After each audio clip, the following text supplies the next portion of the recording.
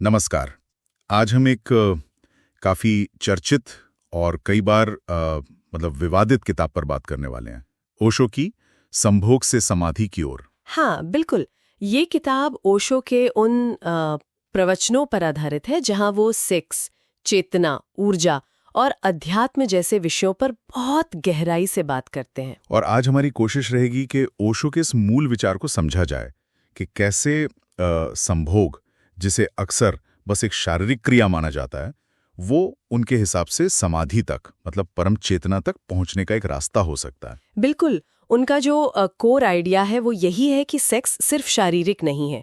ये एक बहुत ही शक्तिशाली ऊर्जा है और अगर इसे सही तरह से समझा जाए, इसे ट्रांसफॉर्म किया जा सकता है। तो शुरुआत शायद वहीं से करें जो सबसे ज्यादा चौंकाता है कि सेक्स पाप नहीं है। हाँ, ओशो तो कहते थे कि सेक्स को पाप समझना ही सबसे बड़ा पाप है।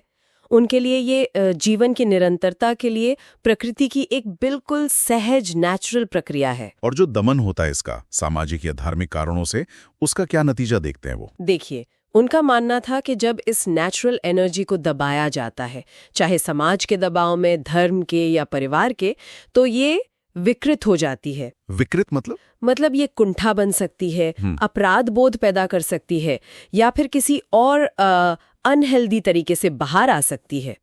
इसीलिए वो कहते थे कि इसे दबाओ मत, समझो, भागो मत इससे।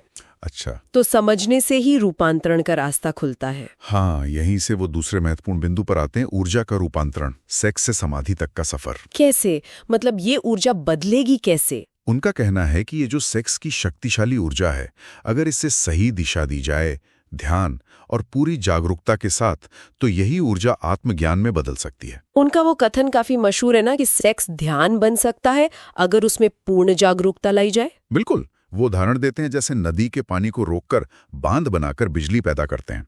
वैसे ही इस यौन ऊर्जा को अगर होश के साथ, सजगता के साथ जिया जाए, तो इसे ऊपर उठाया जा सकता है, आध्यात्मिक ऊर्जा में बदला जा सकता है। यहाँ जागरूकता या सजगता का मतलब क्या है प्रैक्टिकली मतलब है कि उस क्षण में पूरी तरह मौजूद रहना, सिर्फ शरीर से नहीं, मन से भी, अपनी भावनाओं के साथ भी। कोई जल्दी नहीं, कोई लक्ष्य नहीं कि कुछ हासिल करना है, बस उस अनुभव के प्रति, उस क्षण के प्रति होशपूर्ण होना। अच्छा। जब ऐसी पूरी उपस्थिति होती है तो वो क्षण ध्यान जैसा हो जाता है। ओशो समाज और धर्म के रवैये की भी काफी आलोचना करते हैं इस मामले में। हाँ, वो समाज के पाखंड पर सवाल उठाते थे कि एक तरफ तो इसे गंदा मानो, छुपाओ, और दूसरी तरफ उसी का व्यापार करो, शोषण करो। ये दोहरापन है। उनका तर्क था कि जो भी दबाया जाएगा वो छुप छुप कर और भयानक रूप में बाहर आएगा। बिल्कुल। इसीलिए वो कहते थे कि बच्चों को सेक्स के बारे में डर या शर्म से नहीं, बल्कि समझ और सम्मान के साथ बताना जरूरी है। एक स्वस्थ नजरिया देना जरूरी है। तो फिर प्रैक्टिकल तरीका क्या है इस ऊर्जा को ध्यान में बदलने का?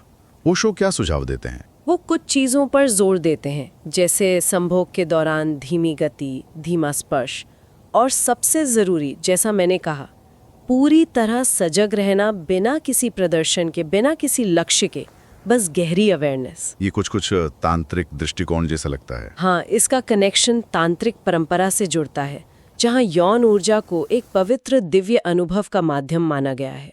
तांत्रिक इसे दबाने की बजाय रूपांतरित करने की बात करते हैं।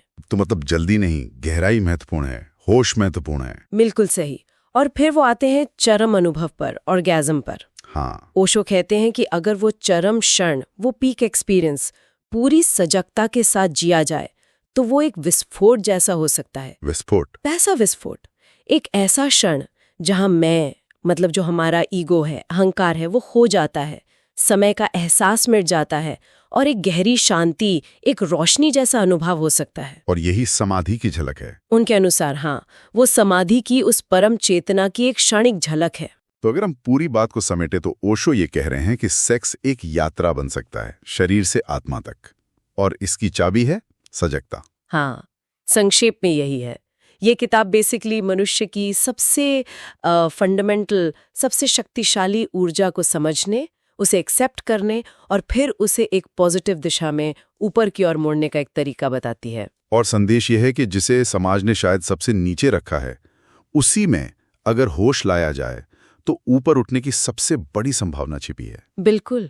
सेक्स कोई बाधा नहीं है, बल्कि सही समझ और सजगता हो तो चेतना का एक दरवाजा बन सकता है। जोर भागने पर नहीं, होशपूर्वक अनुभव करने पर है। तो जाते जाते हमारे श्रोताओं के सोचने के लिए एक सवाल छोड़ सकते हैं। क्या जीवन के इस इतने इंटीमेट, इतने निजी पहलू में अगर सजगता लाने की कोशिश की जाए, तो क्या इसका असर जीवन के दूसरे हिस्सों पर भी पड़ेगा? क्या वहां भी ज्यादा समझ और उपस्थिति आ सकती है? ये सोचने वाली बात है, बिल्कुल।